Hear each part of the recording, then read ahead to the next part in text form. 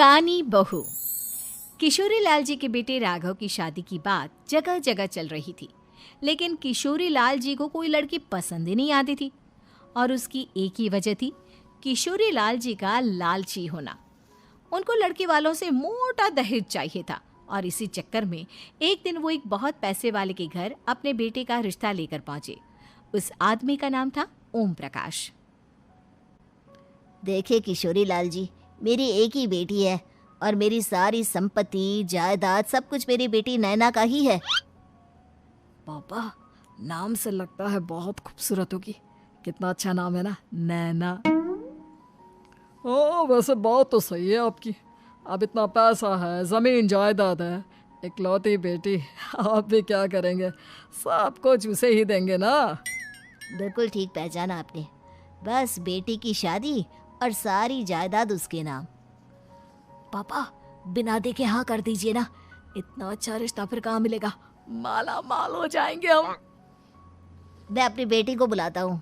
अरे नहीं नहीं नहीं नहीं, आपकी बेटी का नाम नैना है, सुनकर ही लगता है बहुत सुंदर होगी।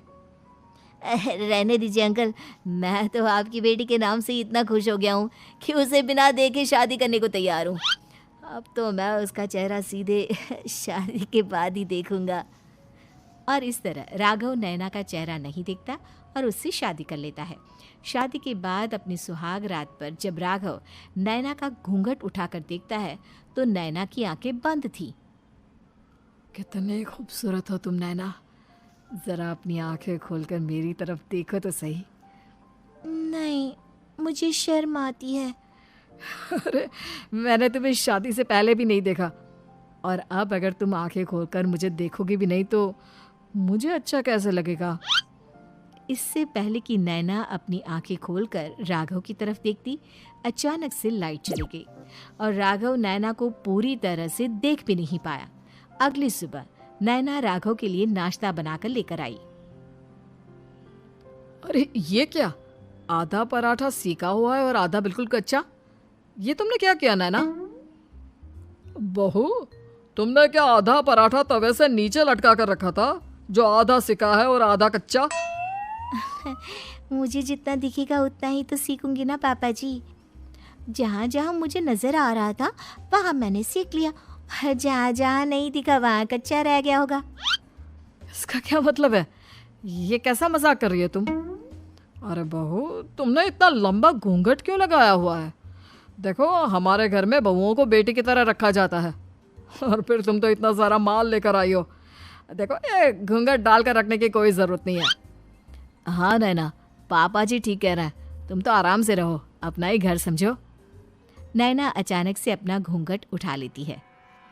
अरे ये क्या पापा, नैना की तो एक आंख फूटी हुई है।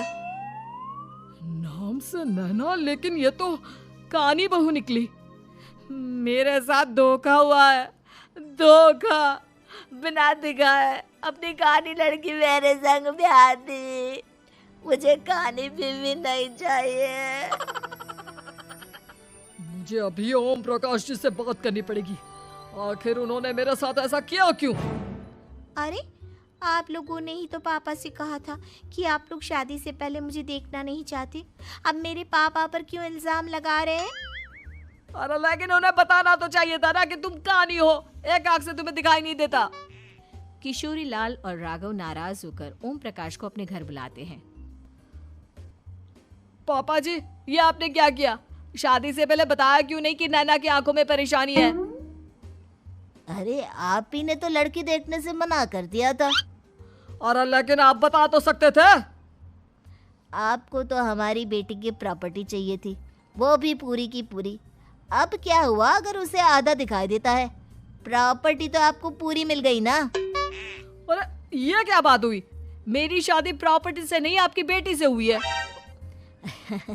अब ये तो पहले सोचना चाहिए था, तब तो मेरी प्रॉपर्टी देखकर तुम्हारी जुबान लप लपा रही थी।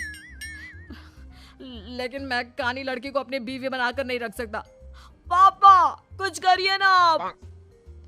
हाँ, करता हूँ। देखिए ओम प्रकाश जी, आप हमारे साथ ऐसा नहीं कर सकते।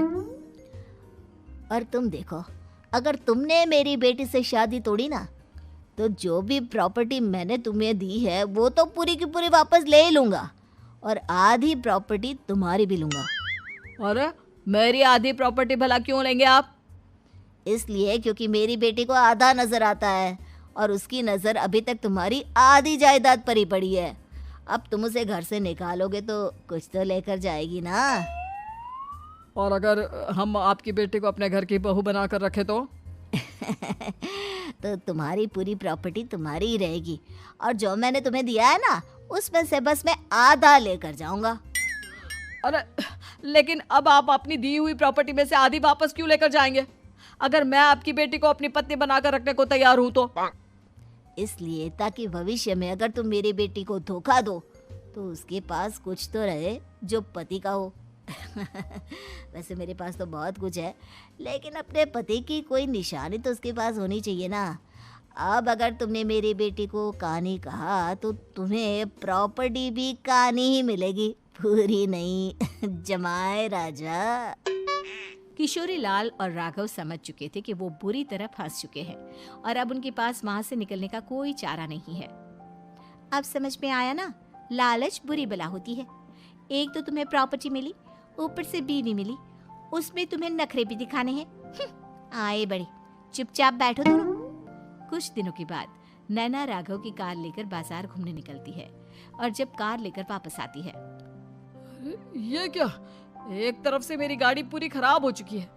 लगता है तुमने मेरी गाड़ी को किसी दूसरी गाड़ी के साथ एक्सीडेंट किया है। अरे अरे कितना बड़ा नुकसान कर दिया तुमने बहू। वो क्या है ना पापा जी, मुझे एक आंख से दिखाई नहीं दे रहा था, सामने से गाड़ी आ रही थी। मुझे तो सिर्फ आधा ही दिखाई दिया और वो गाड़ी मेरी कार से रगड़ते हुए निकल गई। अब मैं क्या करूं बताओ? आप इसे ठीक कराने के पैसे कौन देगा? तुम्हारे पापा? तुमने मुझसे इस तरह से बात की? अभी रुको। नैना राघव की शिकायत ओम प्रकाश को कर देती है। देखो राघव, अब जो मेरी आधी प्रॉपर्टी तुम्हारे पास थी ना उसमें से आधी और मैं लेकर जाऊंगा क्योंकि तुमने मेरी बेटी को डांटा। अरे नहीं नहीं पापा जी, गलती हो गई, माफ कर दो। गलती की तो कोई गुंजाइश ही नहीं। अगली बार मेरी बेटी को डांटा तो बची हुई आधी में से आधी और ले जाऊंगा। लालच के चक्कर में हम दोनों ने बहुत बड़ी गलती कर दी बेटा। एक तो तुम्हें कानी बहू मिली और ऊपर से जो माल मिला वो भी काना। इस तरह राघव की हर एक गलती पर ओम प्रकाश उसकी प्रॉपर्टी का आधा आधा हिस्सा लेकर अपना सारा माल वापस ले गया और राघव को कानी बीवी से काम चलाना पड़ा। भाई लालच वाकई में बुरी बला है। वीडियो अच्छा लगा हो तो लाइक करें, शेयर करें और ऐसी ही शानदार कहानियों के लिए हमारे चैनल को सब्सक्राइब जरूर करें। मिलते हैं अगली कहानी में। धन्यवाद।